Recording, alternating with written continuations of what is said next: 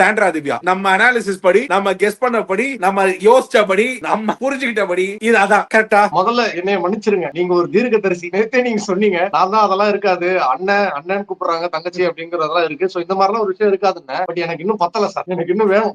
Dude, புலங்கலரிசியோ தீர்க்கதரிசியோ, I tell you even Harry Potter faces the same problem. அதனால Harry Potter மட்டும் என்ன எக்ஸெப்ஷனலா, அது மாதிரி தான் சம்பவம். ஆனா என்னன்னா they were little conscious on இந்த விஷயம் வந்து ட்ரிகர் ஆகிறதுக்கான மேஜர் பங்கு, அத வந்து இக்னைட் ஆகி அது நெக்ஸ்ட் லெவலுக்கு போறதுக்கு வந்து அந்த பிளே ஒன்னு ஆரம்பிச்சது தெரியுமா. அதுல இருந்தே இந்த பொசசிவ்னஸ் வந்து பயங்கரமா ஸ்டார்ட் ஆயிடுச்சு. ஒரு காவிய நாடகம் ஒன்னு போட்டாங்கல, தர்பூசணி கானானி, அந்த லவ் பெர்ஃபார்மன்ஸ்க்காக பிளே ஆரம்பிச்சதுல இருந்தே இந்த அண்ணா அண்ணா இதெல்லாம் வந்து பொண்ணுங்களோட லவ்ல ஒரு பேட்டர்ன் தான், ஒரே லவ், அது எக்ஸ்ட்ரீம் லவ், அது பிடிச்சிருச்சுன்னா அதான் லவ்.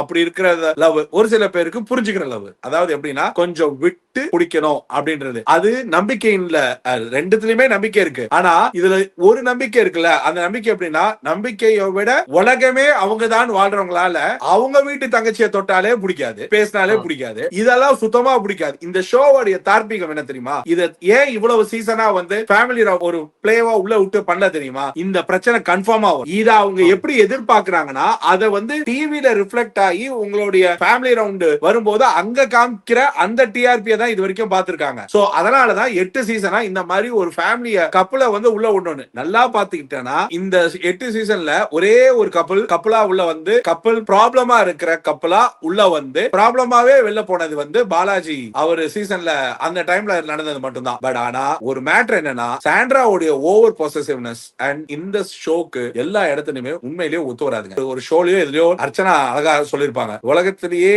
எல்லா ஹஸ்பண்ட்ஸும் அடுத்தவங்க வைஃபோ இல்ல அடுத்தவங்க கிட்ட தான் ஓவர் ஜென்டில்மேனா பிஹேவ் பண்ணுவாங்க. அது வந்து ஒரு மகாபலிபுர கல்வெட்டிலேயே எழுத வேண்டிய ஒரு காவியம், அதான் உண்மை. அந்த மாதிரியான சீன் தான் இது. பிரஜின் பிரதருக்கு ஆக்சுவலா கேம் போட்டிவா நல்ல மைண்ட் செட்ல எடுத்துட்டு போனாலும் சோ பொசசிவ்னஸ் உடைய பீக் உடைய வெளிப்பாடு தான் இன்னைக்கு ஷோவோட பிகினிங்ல நடந்தது. அது மெதுவா கிராஜுவலா ஐஸ்கிரீம் ஊட்டுறதுல இருந்து ஒவ்வொரு லெவல் அப்படியெல்லாம் பொண்ணுங்க ஒத்துக்க மாட்டாங்க. அதெல்லாம் வந்து which is of completely not possible. அந்த மொமெண்ட் தான் வந்து கொஞ்சம் ஹெவியா இதாகி அது போக எலிமினேட் ஆனது.